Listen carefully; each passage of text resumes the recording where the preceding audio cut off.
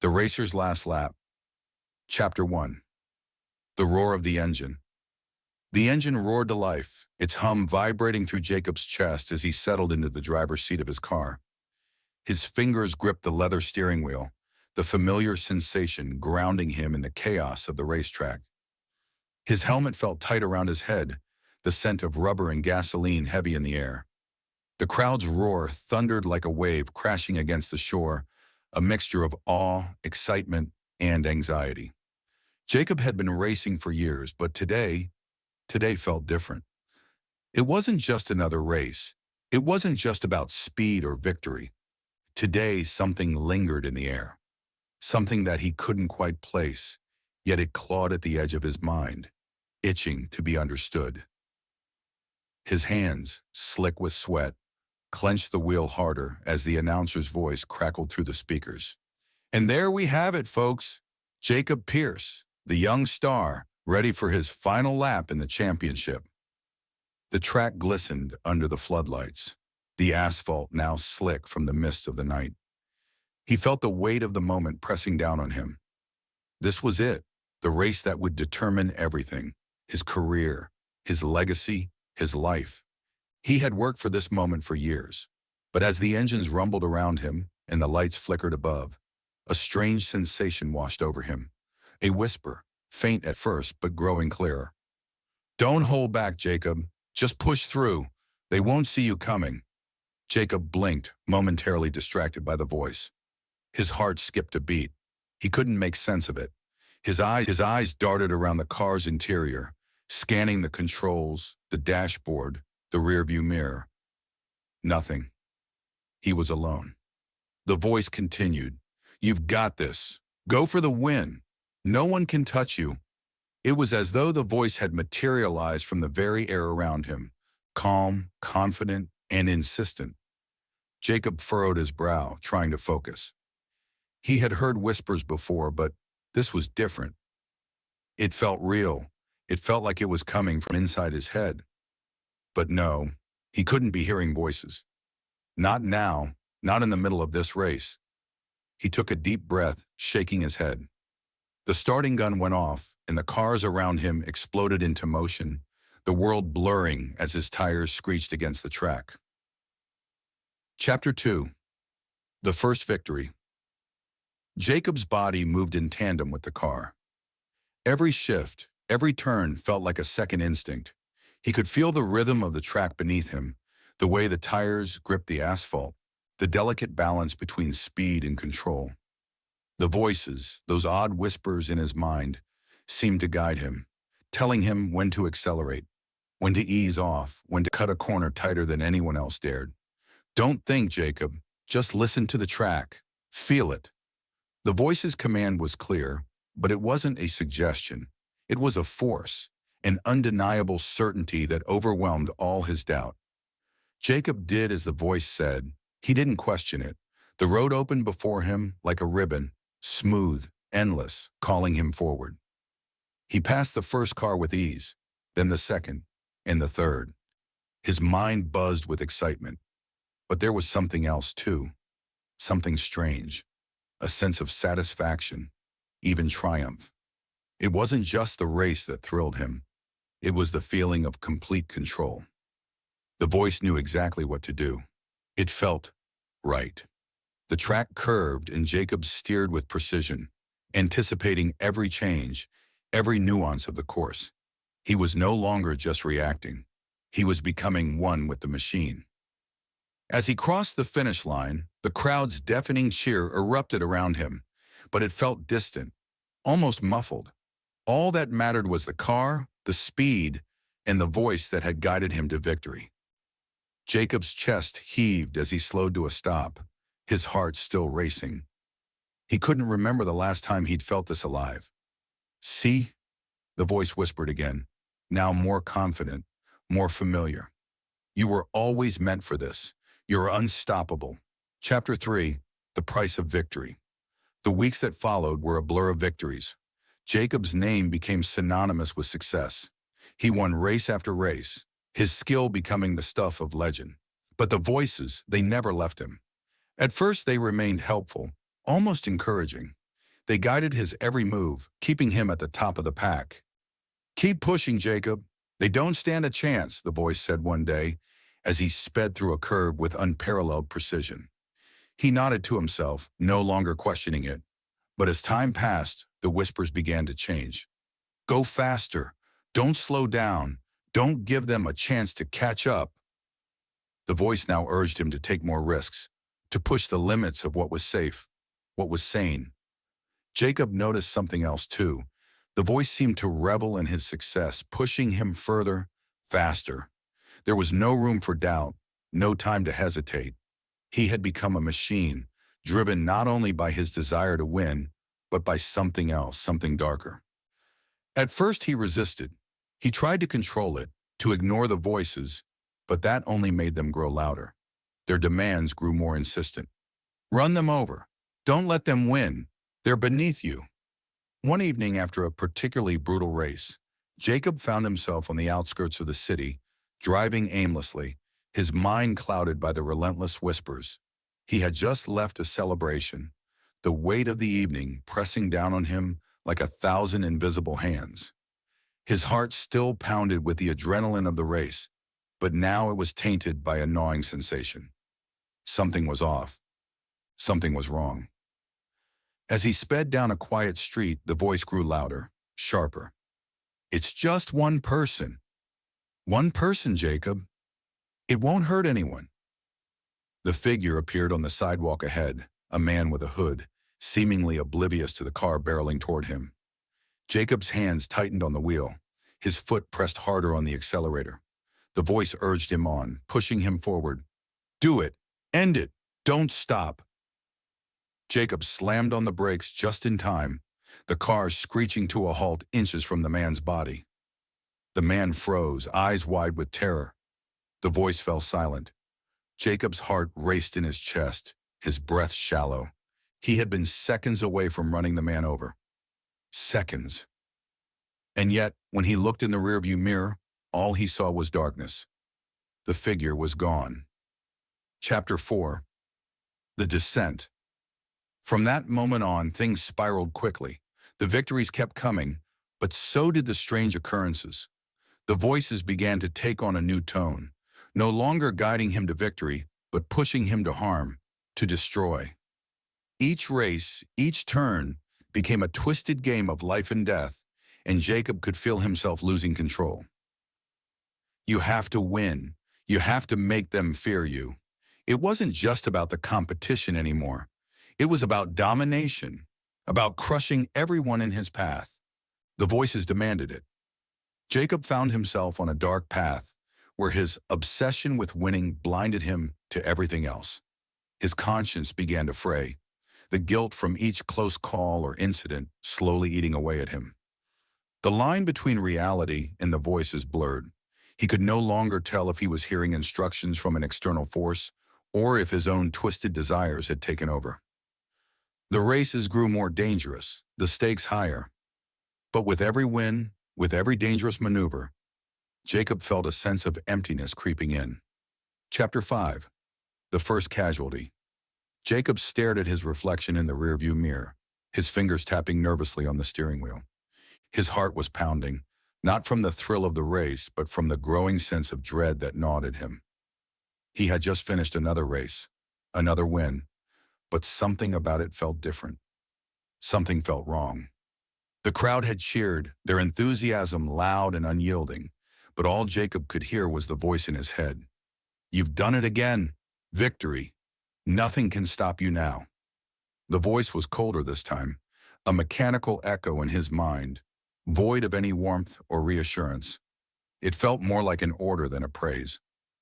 Jacob wiped his face with the back of his hand, his fingers brushing against the damp sweat that had soaked into his skin. He had won, but it wasn't the same. It was hollow. He had once loved the roar of the crowd, the feeling of triumph as he crossed the finish line. But now it felt like an emptiness, a space he couldn't fill. "What's wrong with me?" he muttered, his voice barely a whisper. "Nothing's wrong, Jacob. You're just evolving. Embrace it. No one can touch you if you don't let them." The voice offered no comfort, only a cold certainty. Jacob's grip tightened on the wheel, and he felt a strange compulsion to drive, as if the car itself had a mind of its own, urging him to go faster, farther. He wasn't thinking clearly. He hadn't been thinking clearly for weeks. The roads outside the city were empty, desolate.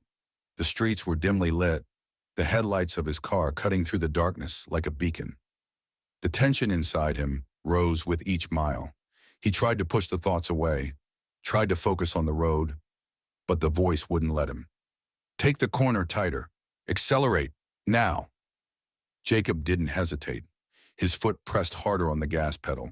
The car roared forward, the tires screeching against the asphalt. He was going too fast, he knew it, but the voice told him to push harder, and his body obeyed. As he rounded a corner, a figure appeared out of nowhere.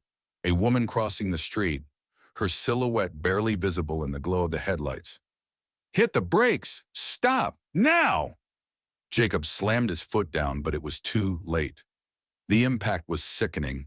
The car jolted as it collided with the woman, sending her flying to the ground like a rag doll. The world stopped. Jacob's heart dropped into his stomach. His body froze and his mind went blank. He had run her over. He had hit her. What did you do, Jacob? What did you do? The voice whispered, now sharp and menacing. It wasn't a guide anymore. It was a command. Jacob sat there, numb, staring at the body sprawled out in the street. The headlights of the car illuminated her lifeless form, and for a moment, he couldn't breathe. His hands trembled on the wheel. He didn't know what to do. The voice in his head grew louder, more insistent. You can't stop. You can't let this slow you down. But the woman, she was real. This wasn't a race. This wasn't just about winning. This was real life. He stepped out of the car slowly, his legs unsteady. His breath was shallow. The world around him was eerily quiet, save for the hum of the engine and the distant noise of traffic on the other side of town. She lay there lifeless. Her face was pale, and her eyes were wide open, staring into nothingness. A cold wave of panic washed over Jacob. What had he done? He kneeled beside her, his hands shaking as he reached for her wrist. There was no pulse, no sign of life. Leave her. Move on. Get in the car and drive away. No one will know.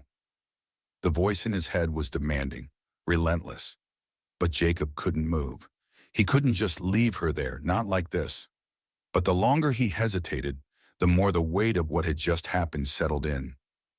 He had taken a life, an innocent life. Chapter 6. The Reckoning. The next few days were a blur of guilt and confusion. Jacob couldn't escape the images of the woman's lifeless body in the street. Every time he closed his eyes, he saw her face. Every time he stepped into his car, he heard the sickening sound of the impact, the crunch of metal against bone.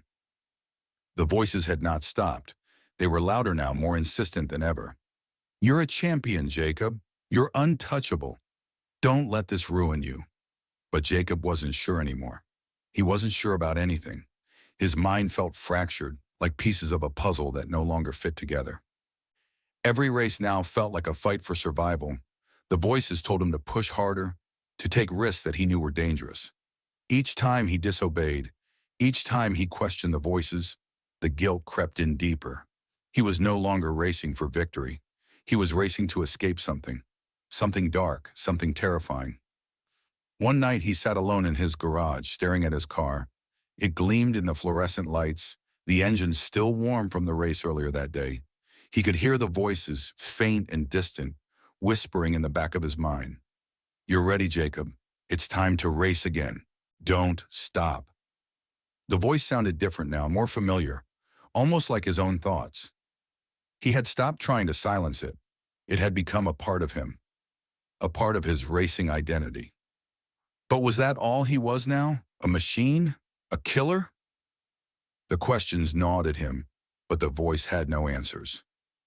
Chapter 7. The Last Lap. The final race of the season had arrived. The championship was on the line, and Jacob's car was lined up on the starting grid. The lights above flashed and the engines revved in anticipation. But for Jacob, the race had become something else entirely. He wasn't thinking about winning anymore. He wasn't thinking about the crowd or the glory. His thoughts were consumed by the voices, the guilt, the darkness. The race began. Jacob's body moved automatically, his hands and feet reacting to the track with reflexive precision. But inside there was chaos. The voice screamed at him to push harder, to break past the limits. He could feel it rising, the pressure building inside him. He could feel the eyes of the world on him, urging him forward, as if his every move was being watched. The first lap passed in a blur of speed. He passed car after car, his mind no longer focused on the track, but on the terror that had been growing inside him for weeks. You can't stop, Jacob. You can't lose. But deep down, he knew it was too late. As he approached the final corner, his hands moved mechanically, his foot pressing harder on the accelerator. He had done this countless times before. But today, something was different. The track was closing in, the voices were louder than ever, and there was no escape. The final stretch loomed ahead, victory or death. Jacob crossed the finish line, but it wasn't the crowd's roar he heard. It wasn't the cheers of his victory that echoed in his ears. It was silence. And then the voice came softer now, like a distant memory. You did it, Jacob. You won. But as the lights faded and the race ended, Jacob finally realized the victory wasn't worth it. Epilogue. Jacob Pierce never raced again. The voices stopped, but the memories never did. The woman's face, her wide, staring eyes, haunted him forever. He never returned to the track. He never returned to the life that had consumed him. The world forgot about him. But for Jacob, there was no escaping the past. And the voices, they never truly left. The stale air of the subway station clung to Klein's skin like a film of sweat, a constant reminder of the disaster that had unfolded just hours earlier. The dim yellow lights flickered above, casting long shadows over the cracked tiles that lined the walls. The station was eerily quiet now, the buzz of commuters replaced by the haunting stillness of the aftermath.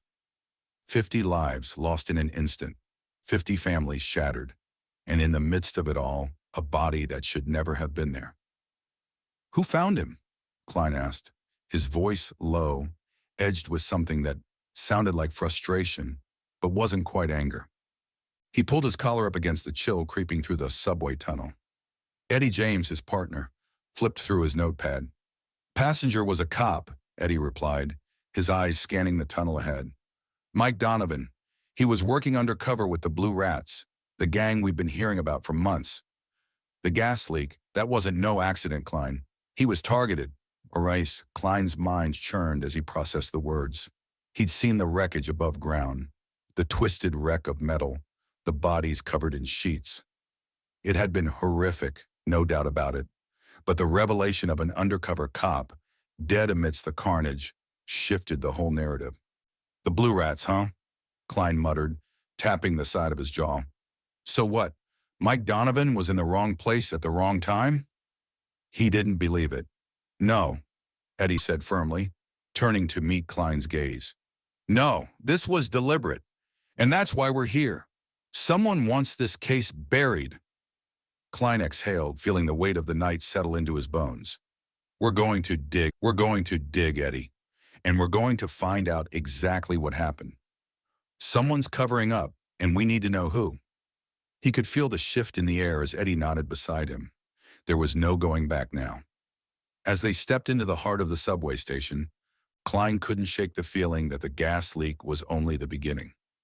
There were whispers in the underground, and they were starting to speak his name. The crime scene, the remnants of a deadly gas leak, was now a desolate memory of its once bustling purpose. No more the rushed footsteps of commuters. No more the clatter of trains rattling through the tunnels. Only the echo of lost lives remained.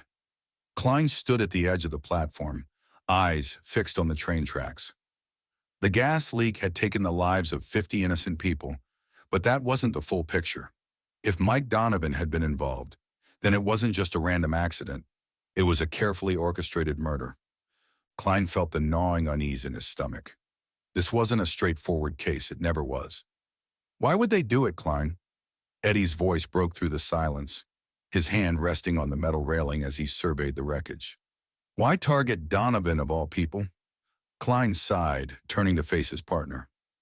Eddie had a sharp mind, but he was still green when it came to the seedy underbelly of the city.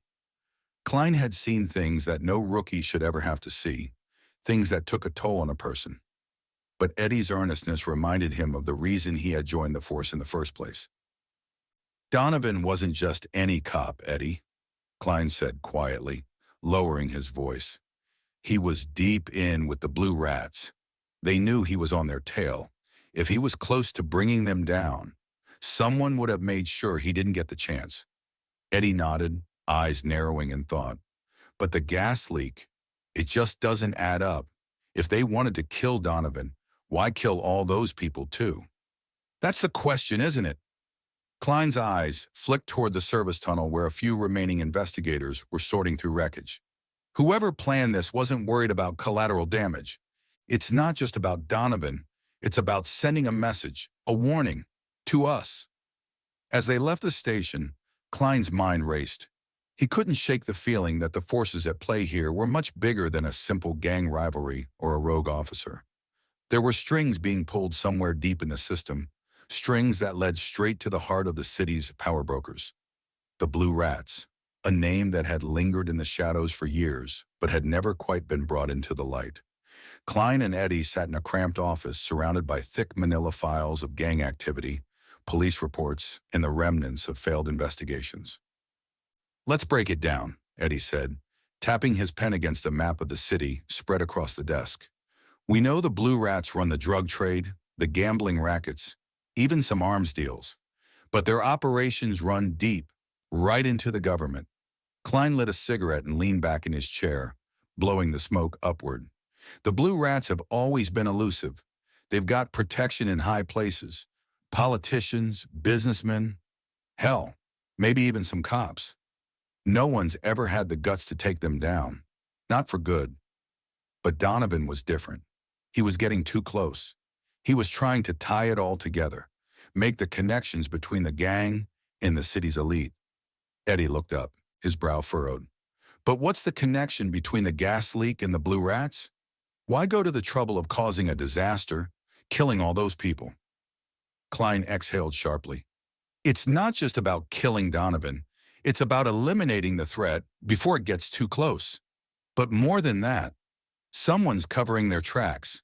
If the leak was part of a bigger cover-up, it's tied to more than just one group. There's something else happening here, Eddie. Something that involves the whole city. They spent hours sifting through old case files, digging into Donovan's last known whereabouts. Slowly, they pieced together a picture of the undercover cop's last days. A picture that wasn't pretty. Donovan had been closing in on a dangerous alliance between the Blue Rats and some of the city's most influential figures, including the mayor's office. But there was one file they kept returning to, a meeting Donovan had attended at a warehouse on the docks, just a week before his death. It seemed like a routine exchange, but the names on the list of attendees included some surprising ones: police officers, political aides, and several well-known businessmen. There it is, Eddie said, slamming a hand down on the file. This is where everything intersects: the Blue Rats, the cops, the city's elite. Donovan was going to expose this, wasn't he? Klein nodded grimly. That's why he had to be silenced. But they didn't count on us, Eddie. We're going to finish what he started. As Klein and Eddie continued their investigation, the walls around them seemed to close in. The higher-ups in the precinct were getting impatient. Whispers of moving on from the case grew louder, and the pressure to drop the investigation was mounting. But Klein wasn't the kind of detective to back down when he smelled something rotten. One evening they sat in the precinct's dimly lit break room, nursing cups of stale coffee as they went over the names of those who had attended the warehouse meeting. That name, right there, Commissioner Hayes, Klein said, pointing to the list. That's a big one. If he's involved, this goes much deeper than we thought. Eddie glanced at him, suspicion clouding his features. Hayes, You're telling me the commissioner is connected to the Blue Rats? Klein's eyes narrowed. Don't take my word for it, Eddie. We're not dealing with some small-time criminals. This goes all the way to the top. But as they dug deeper, things started to spiral out of control. Eddie began to receive anonymous warnings, threatening phone calls, shadows lurking outside his apartment, and Klein started noticing things that unsettled him. Colleagues who were once friendly began acting cold, avoiding eye contact. Some of the files they'd accessed were suddenly gone, erased from the department's records. Someone was covering their tracks. One night, as Eddie walked to his car after another long shift, he noticed something strange. A man in a dark coat stood across the street, watching him. Eddie's instincts kicked in. He reached for his gun but hesitated. There were too many eyes on him. He couldn't risk drawing attention. By the time he looked back, the man was gone. God damn it, Eddie muttered to himself. This is getting out of hand. The tension was unbearable. It had been weeks since Donovan's murder, and the investigation was still going nowhere. The deeper they dug, the more dangerous it became. They couldn't trust anyone, least of all their own colleagues. Klein's suspicions were confirmed when he received a call one night, a voice on the other end that he recognized immediately. His old friend, Detective Frank Riley. Riley, what the hell is going on? Klein's voice was low but sharp. I know you're mixed up in this somehow. Donovan's death, your name's been popping up in the reports. What do you know? There was a long pause on the other end. When Riley spoke, his voice trembled slightly. Klein, you don't understand. It's not just the Blue Rats. There's a bigger game at play here, one that none of us can control. The word struck Klein like a slap. Betrayal. Riley wasn't just another crooked cop. He was part of a system that had poisoned everything Klein believed in. We need to bring this to light, Klein said, his jaw clenched. I'm not backing down. We're exposing it all. But as the pieces came together, it became clear that exposing the truth would be far more dangerous than Klein and Eddie could ever imagine. Their lives were now at stake. The final piece of the puzzle came into place when Eddie found a set of photos from an undercover operation involving the Blue Rats.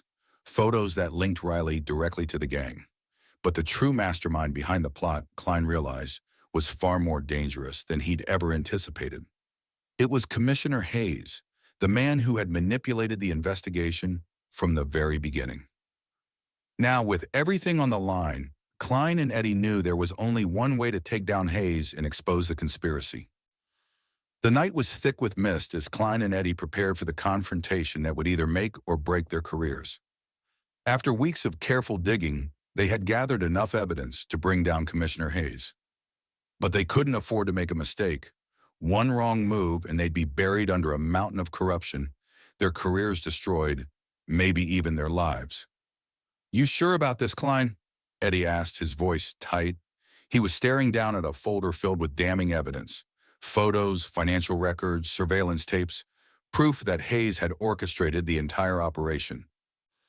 I've never been more sure of anything in my life, Klein replied, gripping the folder with a steady hand. We've come this far. We can't stop now.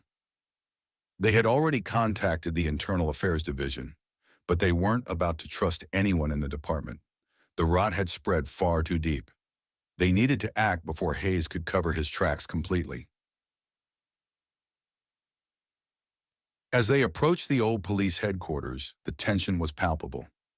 Eddie kept glancing nervously over his shoulder as if expecting someone to jump out of the shadows. Klein felt it too, the sense that their every step was being watched. They split up as planned. Eddie would enter through the back and secure Hayes' office. Klein would go in the front, pretending to be just another officer looking for answers. They needed to catch Hayes red-handed, in the act of destroying the files that could bury him. Klein walked briskly into the building, his footsteps echoing off the tiled floor.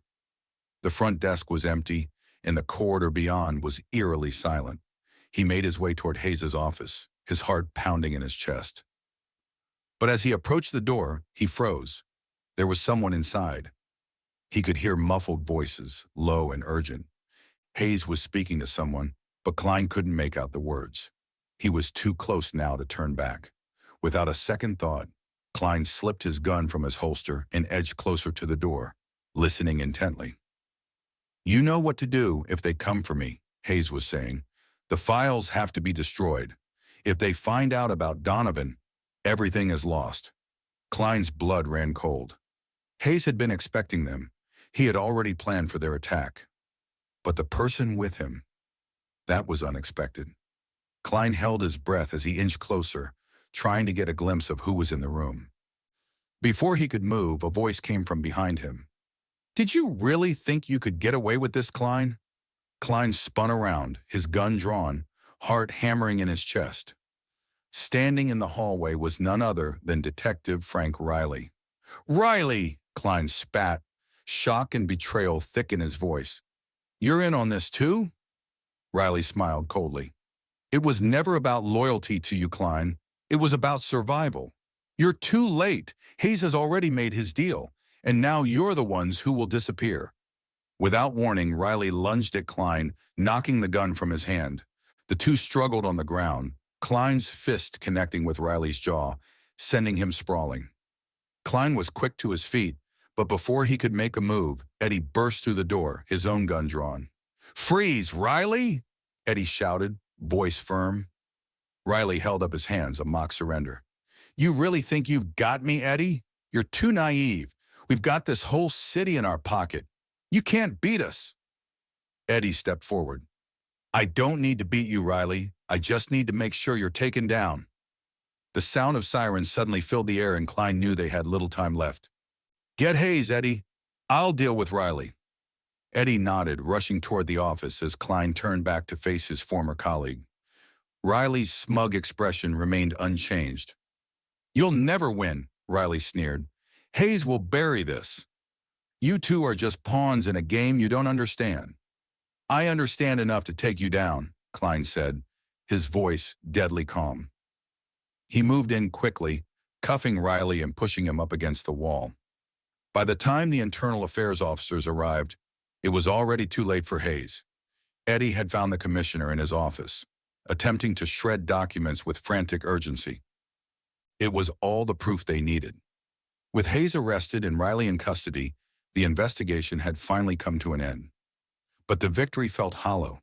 There was no satisfaction in exposing the corruption, no sense of closure. The city that Klein and Eddie had sworn to protect was broken, and the system that was supposed to uphold justice had failed. They stood together outside the precinct, watching as the police vehicles pulled away, transporting the criminals who had once been their colleagues. "We did it, Eddie," Klein said quietly. "We exposed them all." Eddie looked at him, his expression hard. "But at what cost? How many more cops are in on it? How many more people are out there, still pulling the strings?" Klein didn't answer immediately. The truth was, they didn't know. The deeper they dug, the more corruption they found. And there would always be more hiding in the shadows, waiting for the right moment to strike. "I don't know," Klein said finally, his voice heavy with the weight of their experience. "But we've done what we can. We've done the right thing." Eddie sighed, his gaze turning toward the street. "Yeah, but that doesn't mean it's over. The blue rats are still out there, and Hayes isn't the only one with power. We're just getting started." Klein nodded, watching as the last of the police cars disappeared into the night. The fight for justice was far from over, but they had taken the first step. And that, for now, was enough. Months passed, and the case of the gas leak and the blue rats became a distant memory for most. But not for Klein and Eddie. The investigation had left scars on them, deep, unseen wounds that would never fully heal. They continued to work together, chasing leads, taking down criminals. But the shadows of their past lingered. They knew the system was broken, and they could never undo the damage that had been done. But they also knew that they couldn't give up. Every time they descended into the underground, the whispers of the past followed them, reminders of the sacrifices made and the truths they had uncovered. But as long as they kept fighting, there would always be hope, and hope, they knew, was the most dangerous weapon of all.